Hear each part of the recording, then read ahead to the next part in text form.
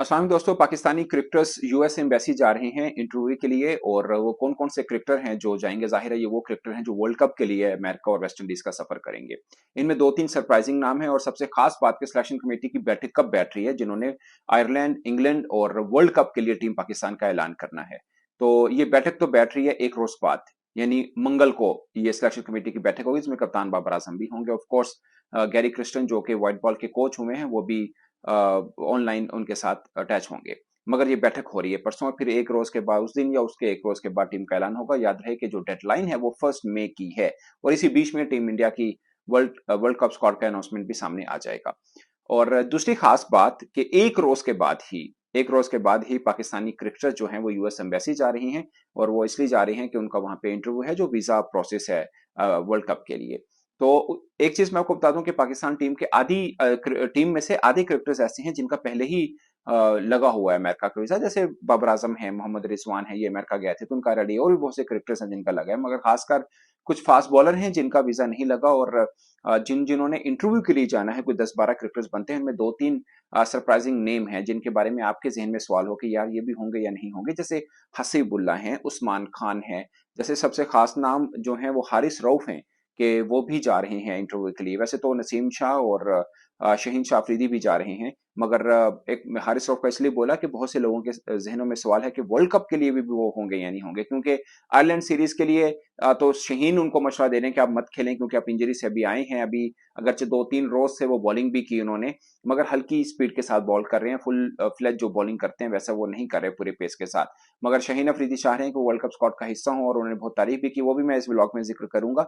मगर फिल वक्त मैं आपको बता दूं कि पाकिस्तान वर्ल्ड कप स्क्वाड के पर्सपेक्टिव में क्रिकेटर्स को वीजे लगाए जा रहे हैं। और 15 अगरचे पाकिस्तान टीम ने अनाउंस करने, मगर कुछ ऐसे भी अनाउंस कर देंगे जो कि रिजर्व में होंगे। तो आप कह सकते हैं कि तकरीबन 17-18 क्रिकेटर ही अनाउंस होंगे जो आयरलैंड भी जाएंगे, इंग्लैंड भी जाएंगे, फिर वर्ल्ड कप भी जाएंगे। और इस बीच में अगर कहीं पे पाकिस्तान को कुछ चेंज करना पड़ा तो चेंज भी कर सकते हैं। अगरचे डेडलाइन 1 मई की है, मगर 25 मई तक का टाइम होगा किसी भी टीम के पास कि वो वर्ल्ड कप स्क्वाड के अंदर चेंज कर सकता है। उस बारे में आईसीसी को इत्तला करेगा। मगर उसके बाद अगर कोई चेंज करनी हुई तो आईसीसी से उसकी जो टेक्निकल कमेटी है उससे परमिशन लेनी पड़ेगी। और उसकी कंडीशन ये होती है कि आपका कोई जो अनाउंस्ड प्लेयर होता है, अगर वो खुदा न खास्ता इंजर्ड हुआ हो तो आप रिप्लेस कर सकते हैं। मगर उसका फिर कानून ये है कि जो प्लेयर आपने रिप्लेस किया, फॉर एग्जांपल खुदा न खास्ता कोई इंजर्ड हो जाता है और आपको लगता है कि इंजरी सिर्फ 1 हफ्ते की है और आप उस 1 हफ्ते के लिए किसी और प्लेयर को लें, मगर फिर जो इंजर्ड हुआ वो ठीक भी हो जाए तो दोबारा आप स्क्वाड में नहीं ले सकते हैं। ये फार्मूला होता है, एक्चुअली में कानून ये है।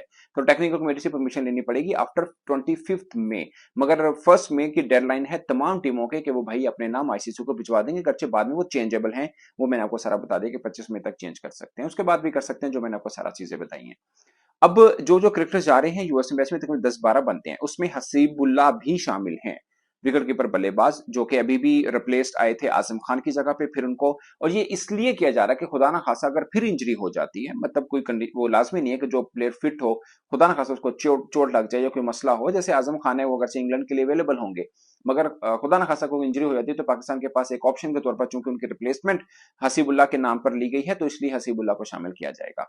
मतलब उनको वीजा लगवाया जा रहा है। फिर एक जो मुझे लग रहा है कि पाकिस्तान के पास, अगर आप वर्ल्ड कप स्क्वाड का पर्सपेक्टिव देखें, तो आपको 4 फास्ट बॉलर, 3 स्पिनर्स, यानी 7 बॉलिंग वाली ऑप्शन टिक करनी है 15 स्क्वाड में से। और 8 आपने बल्लेबाज रखने हैं। जो जो बनता है सब पूरी दुनिया के क्रिकेटर्स का ऐसा ही बनेगा। अब उसमें आप ये कर लें, या तो 3 फास्ट बॉलर कर लें, 4 स्पिनर्स कर लें, या 4 फास्ट बॉलर कर लें, 3 स्पिनर्स कर लें। मगर आपके पास स्पिनर्स भी 4 बन रहे हैं, क्योंकि आप जा रहे हैं उसामा मीर के साथ भी, इमाद वसीम के साथ भी, शादाब खान, ये तो पक्के हैं। फिर एक अबरार की ऑप्शन आती है कि वो रिजर्व में होंगे या 15 में होंगे। अगर वो रिजर्व में होते हैं तो बस ऑप्शन है कि हम 4 फास्ट बॉलर के साथ जाएंगे। और किसी ऐसा मैच भी हो सकता है कि जहां तीखी विकेट मिली, आप 4 फास्ट बॉलर के साथ भी जाएं, बट वहां पे स्पिन ट्रैक माना जाता है कि वेस्ट इंडीज के अंदर खासकर स्पिनर्स को सहूलत मिलेगी, इसलिए पाकिस्तान शायद स्पिन अपना बढ़ा के रखे। मगर पाकिस्तान के पास साइम अयूब की शक्ल में भी है, एक आपके पास इफ्तिखार अहमद भी बॉल करते हैं। जैसे लास्ट मैच में हमने 8 बॉलर आजमाए थे।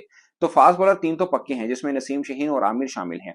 अब चौथे की लड़ाई है। चौथे की लड़ाई में 3 बड़े पहलवान हैं, जिसमें अब्बास अफरीदी हैं, जो मुझे लगता है कि लास्ट मैच शायद उनका बहुत अच्छा नहीं गया, अदरवाइज वो अच्छा पर्सपेक्टिव है। और खासकर डेथ ओवर वो भी अच्छे कर लेते हैं। जमान खान जो कि डेथ ओवर के स्पेशलिस्ट माने जाते थे, मगर पिछले 2-4 मैचेस में शायद उनकी परफॉर्मेंस थोड़ी 19-20 हुई है, बट अदरवाइज वो भी अच्छे बॉलर हैं। मगर जो शाहीन चाह रहे हैं, जो बाबर आजम चाह रहे हैं, वो है हारिस रऊफ। वो चाहते हैं कि हारिस रऊफ आए कि मिडिल ऑर्डर में जब बॉलिंग करते हैं तो वो अच्छी बॉल करते हैं। लास्ट 10 मैचेस में उनकी 18 विकेट्स हैं। लास्ट 10 मैचेस में उनके 18 विकेट्स हैं। ये सुन के लगता है कि यार वाकई उनकी परफॉर्मेंस बहुत अच्छी है और रही भी है, इसमें भी कोई शक नहीं है। मगर आखिरी 6 मैचेस में एक मैच के अलावा हर मैच में उनको 9 प्लस की इकोनॉमी से रन हुए हैं और एक मैच में तो उनको 15 प्लस की इकोनॉमी के साथ रन हुए हैं। सिर्फ एक मैच है जिसमें उनको 8.5 की इकोनॉमी से रन हुए हैं। लास्ट 6 मैचेस की मैं बात कर रहा हूँ। दिलचस्प बात यह है कि इन मैचेस में भी विकेट्स उनको मिली है क्योंकि वो डेथ ओवर में आते हैं, वहां पे रन भी होते हैं उनको और विकेट्स भी वो लेते हैं।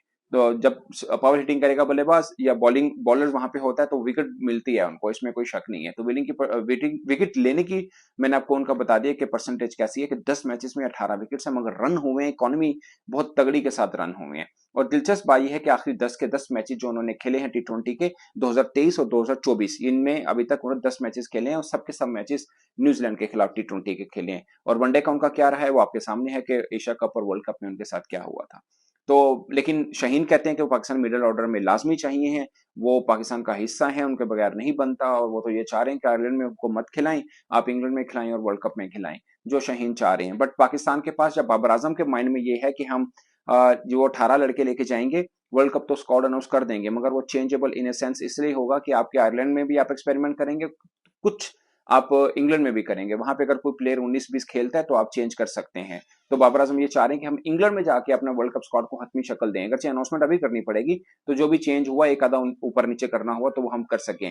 तो इसलिए पाकिस्तान 18 क्रिकेटर्स के साथ जा रहा है जो लग रहा है बजाहिर, और अगरचे 15 अनाउंस जरूर होंगे। और परसों जो है सिलेक्शन कमेटी का इजलास भी है और उसके उसी दिन या उसके अगले रोज में पाकिस्तान टीम अनाउंस भी कर देगा क्योंकि फर्स्ट मैच तक की डेडलाइन है।